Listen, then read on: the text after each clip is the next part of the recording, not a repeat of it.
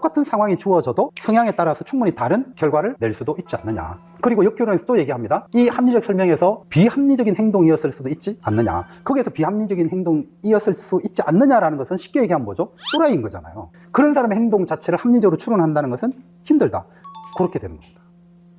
성향적 설명은 이런 성향을 가진 사람은 이제 어떻게 됩니까? 이럴 가능성이 높다라고 보는 게 깔려있죠? 그래서 자연스럽게 이것은 뭐가 된다? 과학적 설명이. 여기서 묘한 게 뭐가 있다? 과학적 설명을 철저히 반대해서 나온 게 합리적 설명이죠. 그런데 합리적 설명은 인간행위 설명으로 분류해요. 근데 인간행위 설명에 또 하나가 더 있더라. 성향. 근데 오히려 이거는 또 다시 뭘로 돌아가는 거죠? 과학적 설명. 그래서 인생 재밌어요. 물레방아라는 거. 그래서 이 인간행위 설명에는 과학적 설명을 반대하고 나온 합리적 설명과 그 다음에 또 그와는 다르게 오히려 과학적 설명으로 돌아가 버린 성향적 설명이 있다. 합리적 설명은 과학적 설명의 논리에 반대하면서 나타났다라고 하는 것도 잊지 마세요. 이거는 이것이 나타난 시대적 배경과 같은 거잖아요. 인간행위 설명에서 합리적 설명을 예를 들어서 물어보고 있는데 과학적 설명에 반대한 설명이다라고 얘기했는데 이게 합리적 설명인지 서양적 설명인지 모르면 안 되잖아요. 그건 기본이 돼야 됩니다. 그렇지만 서양적 설명이 있는데 역시 과학적 설명에 느낌을 주는 단어가 어떤 겁니까? 행동 패턴 속에 숨어있는 성향이죠. 그러니까 패턴이라고 하는 것은 이런 패턴은 이렇게 간다라고 하는 약간의 좀 법칙적인 게 있지 않습니까? 그리고 자기도 스스로 한번 잘 생각해 보세요. 나는 이런 패턴을 가지고 있으면 그게 거의 법칙화 된 건데요. 그런 법칙화 된 자기 행동이 긍정적인 결과를 불러일으키는 거라면 유지를 하되 그게 긍정적인 결과를 불러일으키는 게 아니면 그 패턴을 없애셔야 꼭 이 얘기를 하고 싶은 게 하나 있었어요.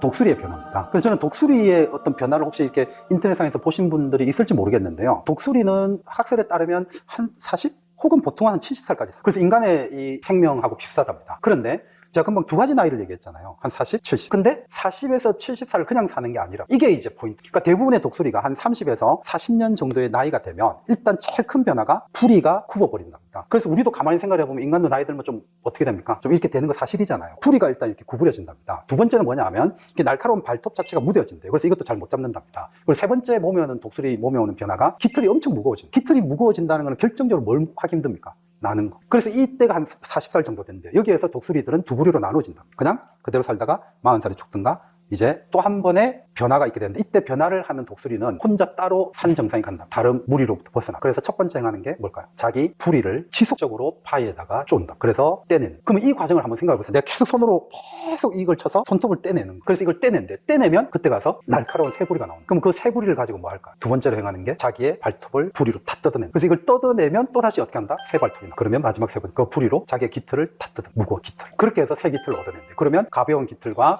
새 부리와 새 발톱 다시 사냥 갈 수 있고. 근데 진짜 이게 우리가 안 해서 그렇지 머릿속에 상상만으로도 선생님들이 얼마나 이 과정이 고통스러운지 알 수 있잖아요. 부리 뜯어내는 것만 해도 고통스럽고 그죠? 우리 5개 다 뜯어낸다고 생각해요. 그래서 정말 이 고통의 과정을 겪어야만 다시 새로운 삶을 살 수 있다고 합니다. 현재 금방 제가 얘기했잖아요. 내가 가지고 있는 생활선이 긍정적인 결과를 일으킬 수 있는 거면 그는 그대로 계속 유지를 하고 이게 부정적인 결과를 만들어낼 거라면 예를 들어서 나는 공부보다 TV가 좋아라는 패턴과 성향을 가지고 있다면 이거를 안 하는 패턴으로 가야 되잖아요. 이 패턴은 적어도 독수리가 부리를 뜯어내는 과정이나 발톱을 뜯어내는 과정보다 더 힘들 수 있어요. 왜냐하면 육체적인 고통이 아니잖아요. 그거는 끊임없이 자기 자신하고의 싸움인데요. 그게 없다면 과연 내가 원하는 걸 얻을 수 있느냐라고 생각해보면 그러면 독수리는 결국 40년으로 끝나는 것처럼 우리도 계속 이 과정으로 계속 갈 수 있습니다. 그래서 제가 그런 얘기를 한 적이 있습니다. 정말 힘들어요 라고 저한테 찾아오는 분들한테는 한 번씩 이런 얘기를 하죠. 그래서 지금 변화 과정일 거다라고 저는 던집니다. 그래서 그런 변화를 만들어내셔야 되고요. 그 독수리보다 더한 고통을 선생님들이 지금부터 11월까지 하셔야 돼요. 지키는 것도 변화라는 거 아시죠? 부정적인 결과를 만들어내는 패턴도 지켜야 되잖아요. 그럼 지키는 거 힘들잖아요. 그리고 부정적인 결과를 만들어내는 패턴도 없애는 것도 지키는 거고 변화죠. 그러니까 이거를 선생님들이 이제 앞으로 하시면 돼요. 그래서 저도 지금 그 중에 하나 있는 거죠. 잠을 조금은 자고 머리를 맑게 해서 더 집중적으로 수업 준비하는 거 그런 과정. 그게 결국은 이제